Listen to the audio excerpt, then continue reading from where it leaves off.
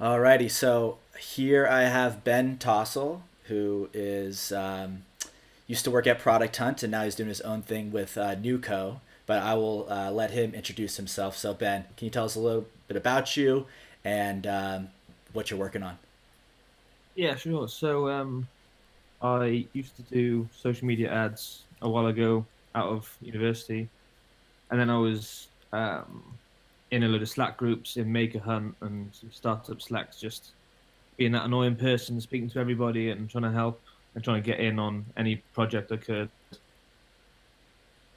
I ended up helping Eric Willis, who had a chat. I helped like, write up loads of the AMAs we had with loads of makers. And one thing led to another, and then helped with some of the product hunt Slack groups. Then I got in touch with Mubs, who I've done many projects with over the years, and he helped me build a project called Maker Marketing Stack, which is like a curated directory for marketing resources. So that was like inspired by Bram's Startup Stash. I launched that in 2015 in July. Became one of the top most upvoted products of all time. And then I had a message from a DM from Ryan saying, I think we need to chat." So I jumped on a call with Ryan, and it turned out that Bram, who was working at Product at the time, had recommended me for the job, and so had Eric Torenberg, who was working there. And they've both recommended me separately. So they just see me around. So then I got the job at Product Hunt. I was based in the UK and working remotely there for a few years when we got acquired by AngelList, and then I left last August, or start or end of August, can't remember now. And since then, I've just been trying to do stuff on my own and figure out and lots of different projects. More recently, it's newCo and MakerPad. So newCo is like an online hub for people just getting started, and they can see tutorials of how to build stuff without code.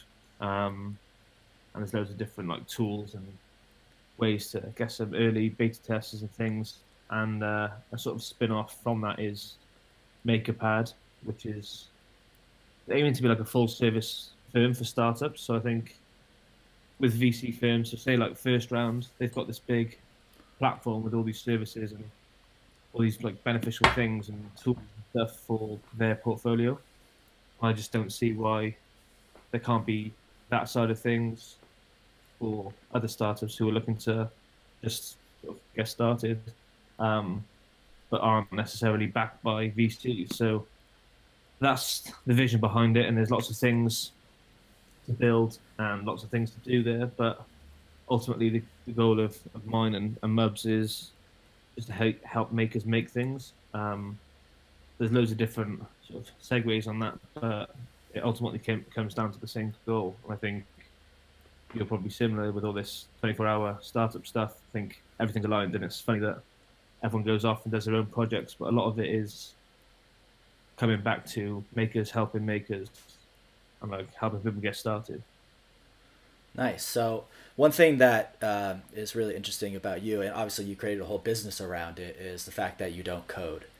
So Yeah. I would love to hear kind of your perspective on that. I was reading this interview actually where he said that you actually don't even want to learn to code, and I think a lot of people that are watching that are participating in the stream also aren't coders or are have not learned to code.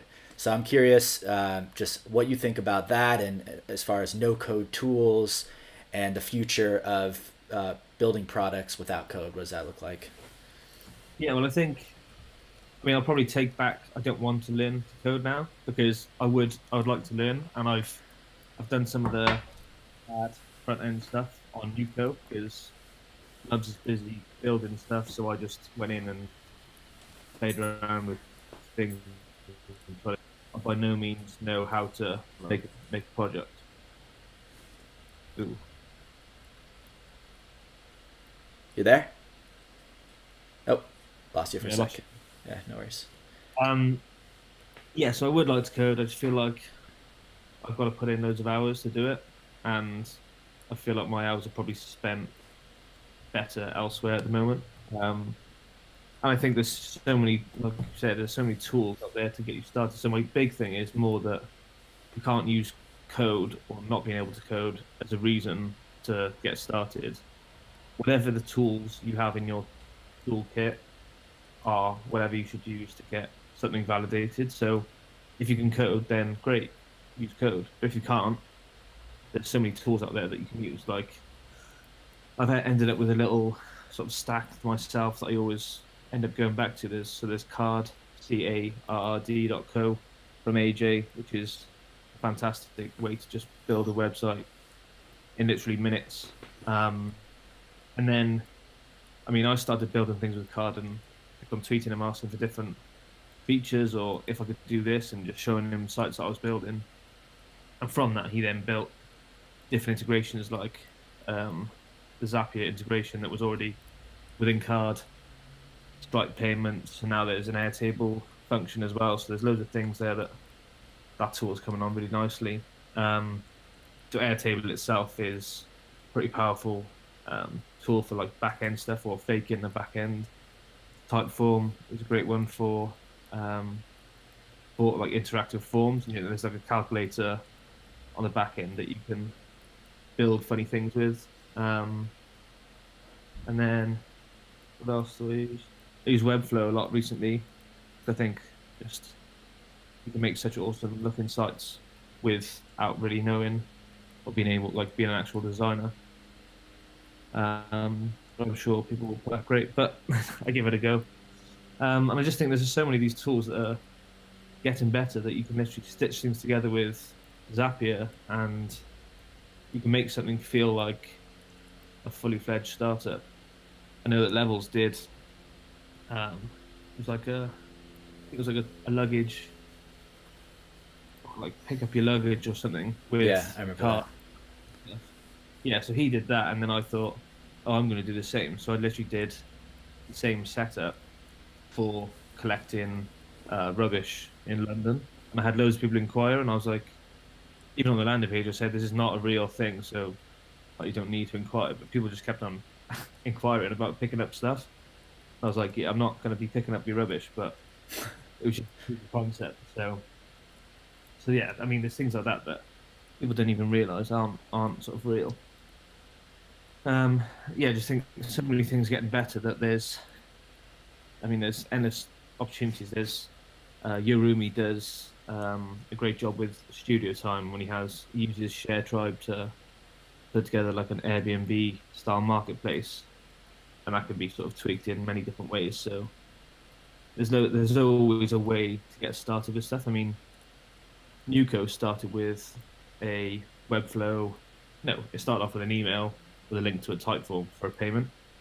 And I was telling people it's like a yearly membership, but really it's not membership behind it until we moved on to our latest platform.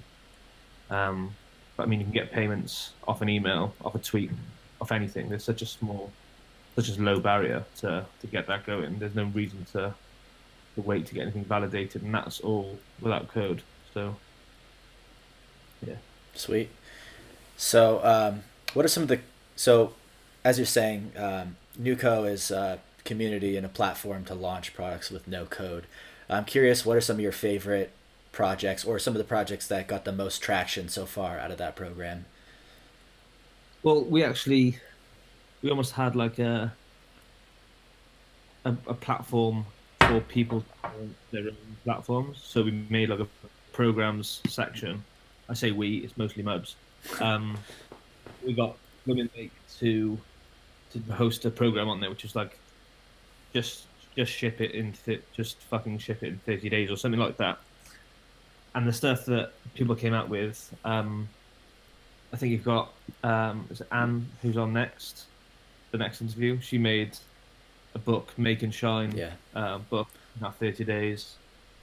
There was like an AWS newsletter for newbies. I mean, there's just tons of stuff coming out of there that I thought was really interesting. Just like loving seeing another community use our platform to make people, well, not make people, but encourage people to make stuff. And lots of it was very basic, but people still use code, and I feel like at least half, if not more, of our audience and our members actually can code, but they like the idea of not relying on coding and thinking of what are the core things to build. Can I do that without code? Can I validate this quickly?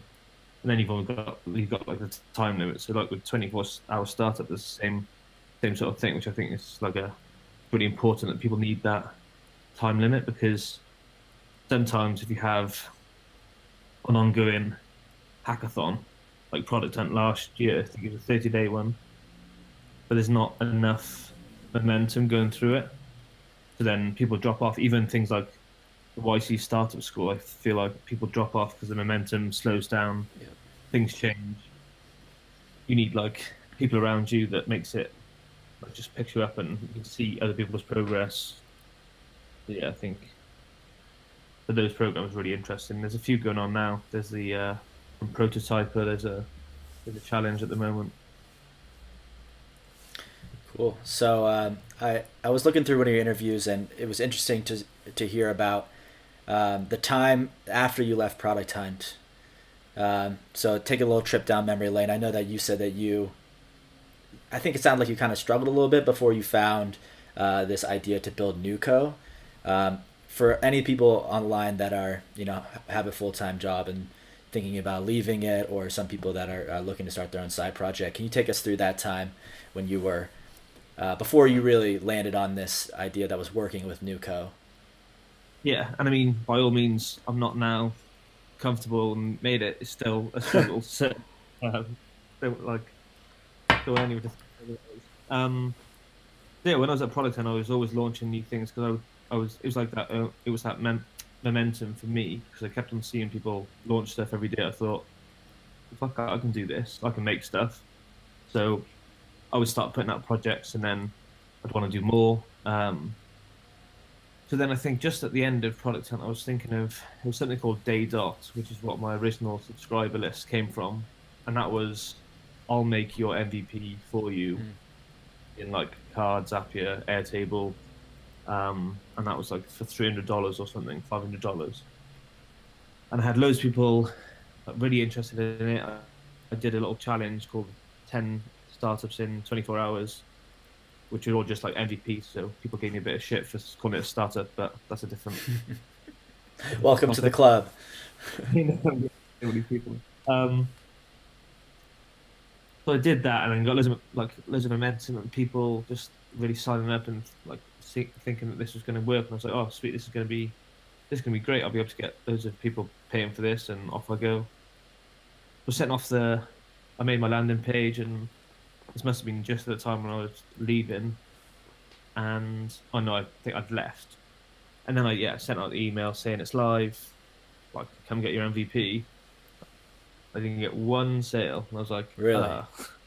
yeah. So I was like, right, people, what they liked was seeing me build it, not have it built for them. They just want to know how to build it themselves, as long as it takes them like less than a few hours. So I think it's like a weird thing there because they could see it would take me less than a few hours to build something. They could buy one off me for $500 or something, but the process they enjoyed watching. But then perhaps they almost thought, well, then I'm valuing that time at this much. I don't know. I like to think of it that way rather than just no one cared or liked anything I was doing. So um, so that was a bomb. Um, one of many. And then me and a friend started working on building uh, like first stage products for people in like an agency style. We were using Bubble for most of that, or like outsourced development. Um, and I'd help with doing designs and sketch and client calls and helping people with strategy stuff. So we did that for a few months, but then it was like wanted something built, and I'm sure you experienced when you want something built, you charge them like a small fee to get them signed, but then they end up being one of those difficult clients to please. Um, so that was just taking its toll on me. And then I helped out with Republic, like a sister company to AngelList. Did some contracting with them for a few months. Doing some newsletter stuff and social stuff. I was basically just in between everything and just trying to figure out what the fuck I was going to do. And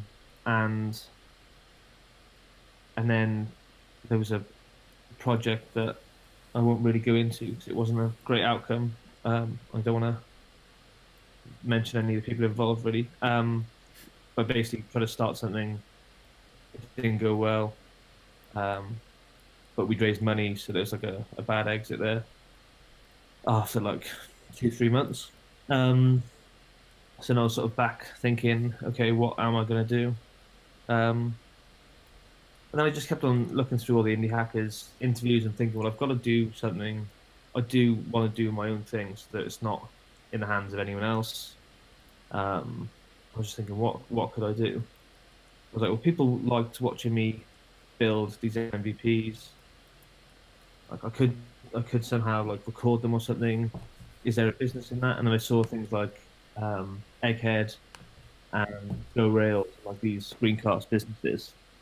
I thought, yeah, I can do that. I can do like a little video every week. People can pay me for that, and I'll just build little mini startups.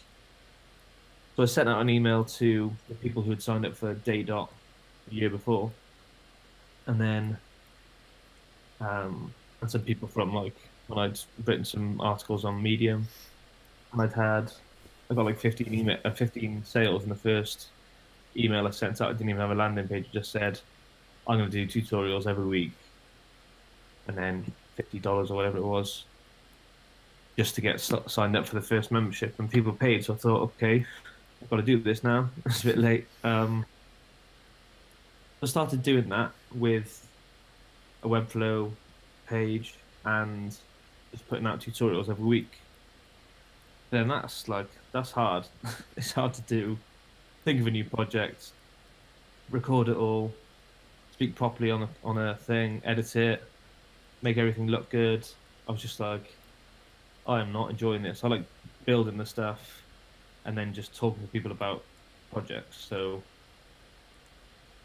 everything sort of has developed from there, and whatever I end up doing, it always seems to come back to sort of helping makers make things. So like we're doing loads of different things, and me and Mobs have got a few ideas for what our overall sort of platform looks like. There's lots of different things and different side projects that then ultimately lead to the same goal. So we're going to see how things pan out, and there's so much stuff happening in the maker world that I just think this is getting bigger and bigger, and I feel like there's a bigger movement happening here with all this stuff and so many people getting involved, and I think I'm just looking forward to it. I think hopefully we can have a piece in there somewhere that we can help people with stuff. So MakerPad's part of that, trying to help people with those services and things at that early stage when you're trying to figure it out. Because I think, like I said, with first round and companies like that, if they've got a platform behind them to help their companies, what have the rest of us got? Like if there was some service you could rely on or help, like at least to help you as a solo founder or a small team, help with the other stuff so that you can actually concentrate on building, then I think that'd be a great asset. So that's what we're working on at the moment, and it's doing pretty well. Signed up quite a few clients in the first couple of days, so we're off to the races, but we'll see how it goes. Awesome. All right. Well, I got a few questions for you from the audience, if you don't mind. Okay, sure. So, have you ever had fears of launching, and how have you learned to put yourself out there? Yes, and I just launched it anyway. And people say it's shit, and then I just build another thing. Well, I know it's easy to say looking back, and it's easy to say for people who've made more than a few things to say that, yeah, just don't worry, just do it. But what I was like, when you're in that position initially, you do think this has got to be the best launch in the world, no matter how much you read the stuff that says you shouldn't. I think you still think that. Um, but if you learn how to build something quickly, this is why I do the no code stuff, because I can build something in 20 minutes, 2 hours. I can get it out there and validate it, whether people are signing up, paying, or whatever it is. If they don't, I know it didn't work, but it only took me 2 hours. It didn't take me 4 weeks. Didn't take me 2 months. Took me a couple of hours. I put something out there. There was no interest. So fine, I can use the same process or tweak it slightly for the next idea that I've got.